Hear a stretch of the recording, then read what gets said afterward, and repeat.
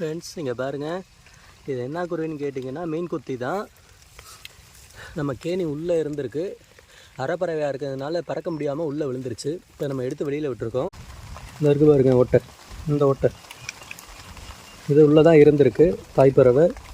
இது குஞ்சு பொரிச்சதுக்கப்புறம் இது அரைப்பறவை ஆனதுக்கப்புறம் இது பறக்க ஆசைப்பட்டு வெளியில் உள்ளே வந்து விழுந்துருச்சு. நம்ம எடுத்து காப்பாற்ற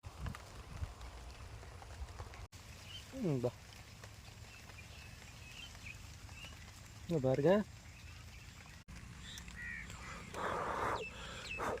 பா